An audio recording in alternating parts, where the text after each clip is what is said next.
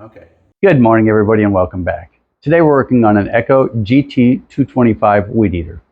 Now we're going to go ahead and put a carburetor on it, and while we're at it, we're going to put a new cutting end on it because somebody put an aftermarket one on, and it's just not one that I'm fond of. So we're going to go over both of the steps for those today. First thing we're going to do is go ahead and put the new head on the end. So let's get started. We'll do this part first because it's crazy easy to do. The only thing you need is a tool that you're willing to put in this little hole here.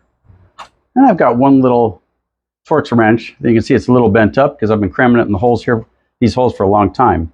Now on each side of this, there's a little hole here on the side. And all you do is put something in there to stop it from turning and grab this. And it might take a little bit of work to get it to turn, but no, this time it didn't. I mean, it is really just this easy. Okay, now we're going to put our thrust washer in place and hold this up. And now I'm holding the bolt in place with my fingers because this one has a removable bolt. So I actually took the bolt off the old one, which is a guaranteed fit. When you buy these, if the bolt's already countersunk in, it could spin the wrong direction. So that's the only thing you really have to watch for. Now we're going to get nice and snug. Okay. And that's it. Replacing the cutting end is just that easy. So let's get to work on the carburetor. Now this bad boy's been sitting for about forever. So we don't know what to expect when we get inside. First thing we'll do is go ahead and pull the old spark plug out. And before we're done, we'll put a new one in.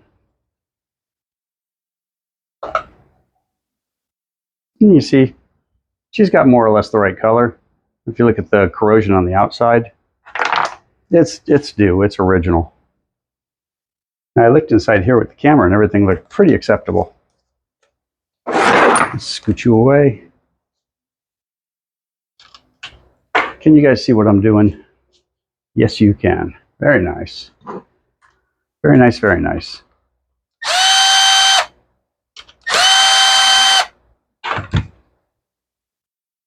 Now let's get the old badness out of here and get the new badness in here. Or I should say we'll get the new goodness in here. I know this can't possibly be a 10, but since the world revolves on 10, and it is, it's always a 10 millimeter. You know, I was at a swap shop the other day that had a box of wrenches that had 1,000 wrenches in it, and not one single 10 millimeter in the whole bunch. Not even one. So we're going to put this carburetor off to the side and get a look at the fuel lines and decide if we want to replace those while we're at it. So we'll try to semi-gently take these off. Okay, and they came off pretty well. Well, first one did anyway. There we go. And now before we do anything, fuel lines feel pretty good on this. I think they'll be usable. We'll toss a fuel filter on her for sure. Peek inside the hole, see what the filter looks like. Whoa, this one's full of gas. I didn't drain the fuel on this one. I am so fired. Okay, we're going to go with what we've got for now. And we're going to go ahead and check well, I guess we'll check the fuel by running it through it and seeing what happens. Fuel looks good. Looks nice and pink. And the pink, of course, comes from the additives. You know, the oil you put in two-stroke fuel. There you go. I tell you, it doesn't get much easier than this. I see people really struggle with these and I just don't know why. I'm looking at the original gasket and it all looks good. And I'm also reviewing, we've got what we call a negative pressure hole here. And we've got a little vent here that carries the negative pressure hole around. And you need that for the fuel pump, for the carburetor. And that looks to be in the right place. Because when you buy an aftermarket carburetor, you just don't know. Little things like that can wear you out. it won't start and you won't know why.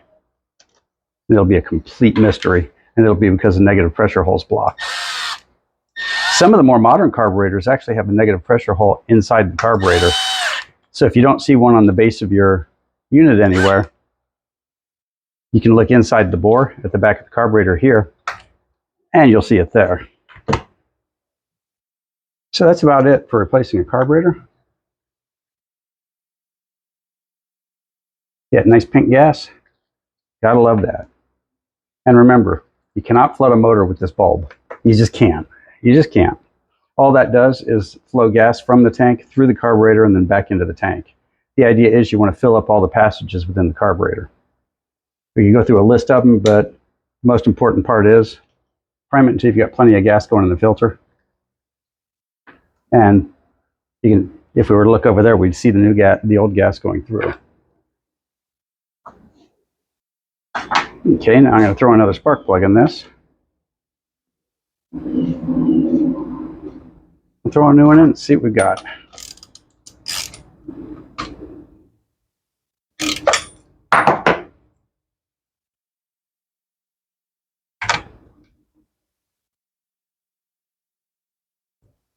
I've been pretty lucky with these Echoes. I usually very rarely have to fool around with tuning anything on them. There we go. I'll pull the old filter off, put the cap on. Because you don't want to do anything with the air filter off, no adjustments of any sort, because the air filter creates a drag on the air. And if you adjust with the air filter off, then you're going to run lean with the air filter on. Okay, let's take her over here and see what we got. Okay, let's give her a run. We're fully primed, full choke. Oh, that's good.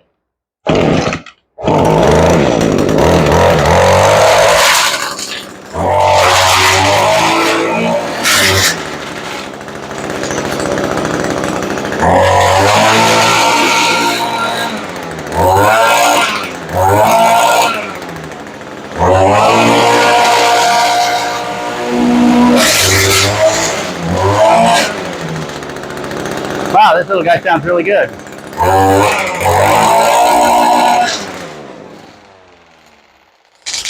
I like it. Now, a lot of people are going to get in your ear and tell you, you have to use a factory carburetor. And that's just not true for your basic homeowner.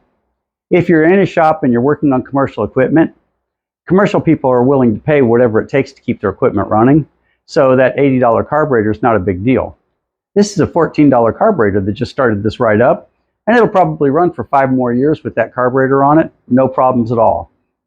So if you're doing commercial equipment for somebody else's business, I might go with the factory carburetor. If you're a basic homeowner and you're just trying to get yours running, I promise 99.9% of the time that cheapo Chinese carburetor is just going to do the job. And that's really all you care about with your yard equipment is, will it do the job? Well, thank you all for watching, and please subscribe. It's what we work for. We'll see you next time.